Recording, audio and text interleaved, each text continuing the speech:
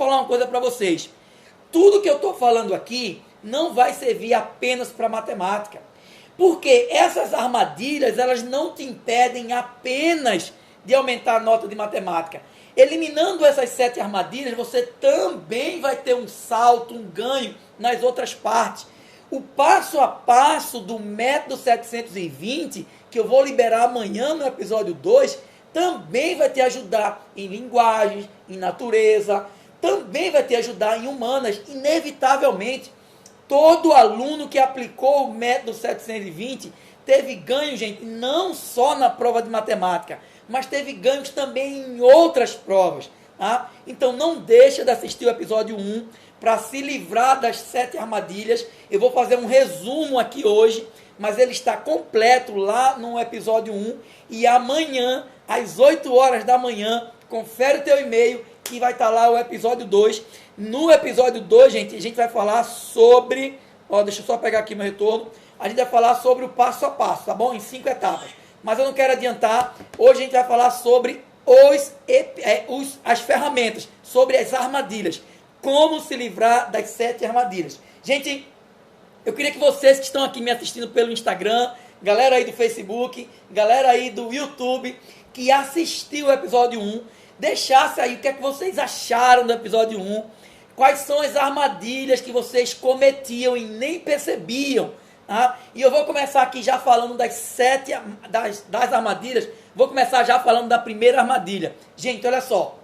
A primeira armadilha que eu percebi ao longo dos anos, lembro a você que eu criei o método 720 baseado em observações nos últimos 10 anos.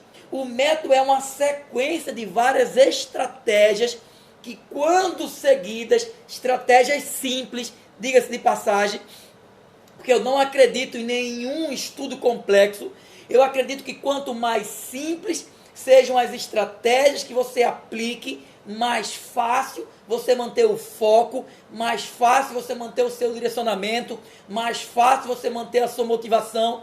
E é assim que eu tenho ajudado centenas de alunos, alunos com dificuldade, alunos que tiravam 480, 520, 530 pontos, e só ajustando, aplicando o método, usando as técnicas que eu ensino, conseguiram aumentar a nota sem precisar aumentar o número de acertos. Gente, eu lembro a vocês que no ano de 2018, com apenas 20 acertos, já foi possível chegar a 765 pontos. Isso são dados reais do INEP, dados oficiais. Em 2019, com apenas 20 acertos, já foi possível chegar a 735 pontos. E digo mais, a prova de matemática de 2020, essa prova que acabou de acontecer domingo, ela foi a prova mais fácil dos últimos 5 anos.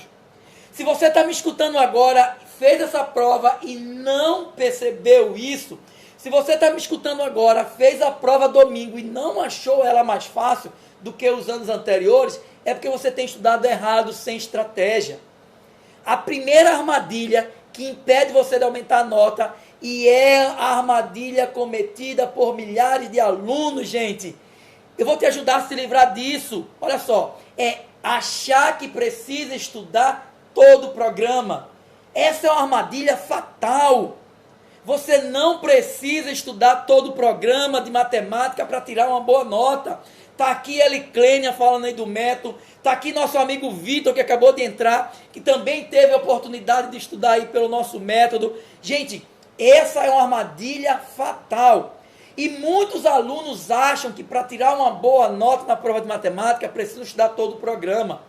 Eu sei, a prova de matemática é uma prova longa, de 45 questões, então elas exigem mais do que conteúdo. A prova de matemática exige de vocês estratégia.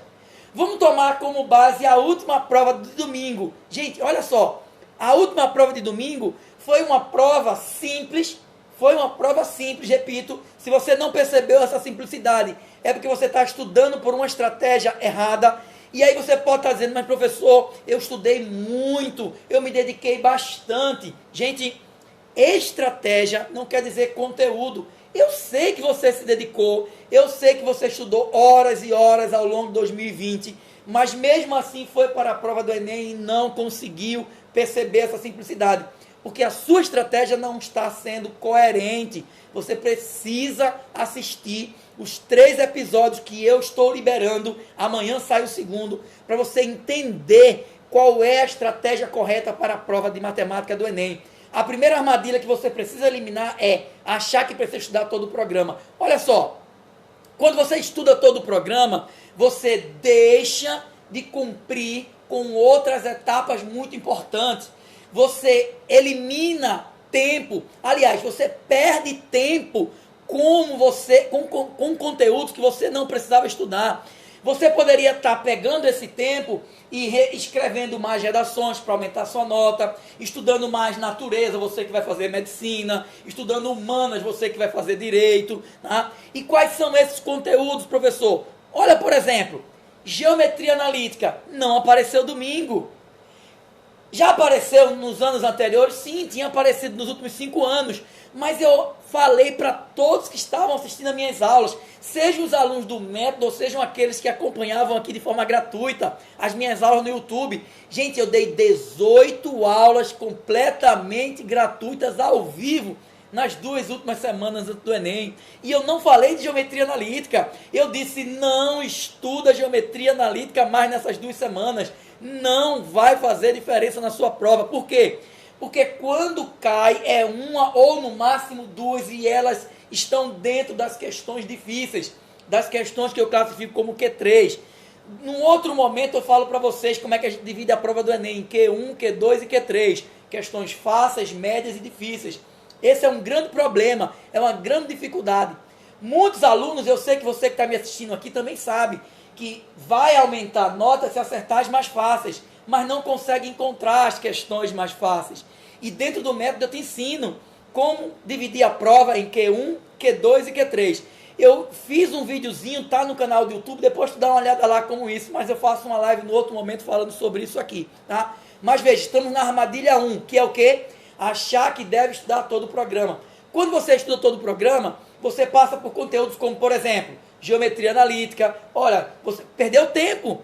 Quem estudou geometria analítica no último ano, para a prova de 2020, perdeu tempo. Trigonometria. Ah, professor, nos últimos 5 anos, todo ano estava caindo uma questão de trigonometria. Perdeu tempo. Não caiu. Perdeu tempo, gente, sabe de quê?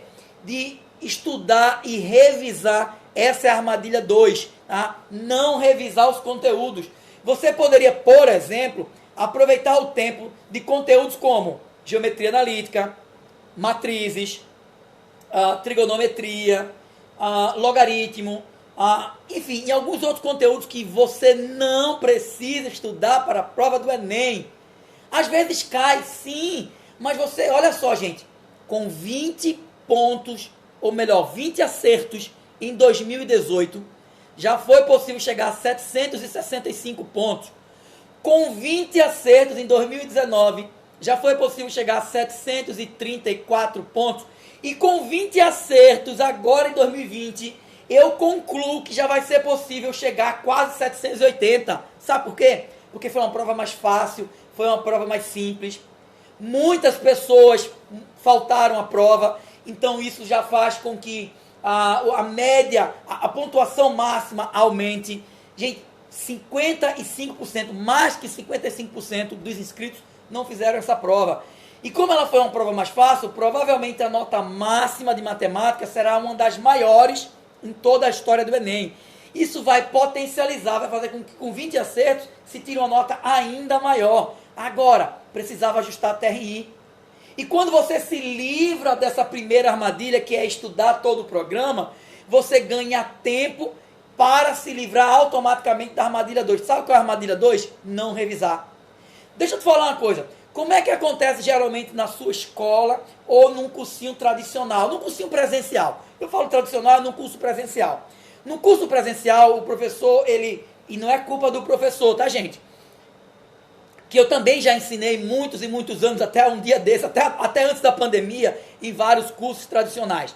Mas geralmente no curso tradicional, o professor ele começa do conteúdo inicial de matemática, lá será conjuntos, e vai até a última semana da prova do Enem, dando todo o programa. No curso tradicional, você assiste aula de trigonometria, geometria analítica, você assiste matriz, você assiste tudo. conteúdos que você não tem base, conteúdos que a escola não te orientou, isso faz com que você se desmotive, isso faz com que você não acompanhe as aulas de matemática, faz com que você pense, meu Deus, matemática não é para mim, eu não consigo aprender, e aí você desiste da prova, e aí você não consegue entender e faz uma prova muito ruim de matemática. Por quê? Porque nos cursos presenciais, quase sempre nas escolas, a revisão, gente, é feita nas últimas semanas. Pessoal, como é que um assunto que eu estudei em fevereiro e não revisei, eu vou revisar ele 2 semanas antes da prova lá em novembro? E esse ano, mais do que nunca, olha só, vocês fizeram a prova em janeiro, não dá certo. Não dá certo. Você estudou um assunto bem legal, a porcentagem cai muito. Olha quantas questões de porcentagem caíram na prova, muitas. Probabilidade faz parte da base do método 720. Caíram 3 probabilidade. Eu resolvi no sábado à noite na revisão uma questão e disse, essa questão vai estar na prova amanhã. E esteve. Razão, escala todo ano. Agora, lá em março, o professor entrou na aula, deu uma aula de razão, você fez umas questõezinhas, ele resolveu umas questões de escala, disse para você, gente, todo ano cai isso, mas você não revisou. Chega na prova do Enem, como é que você vai fazer isso? Não faz, gente, não faz.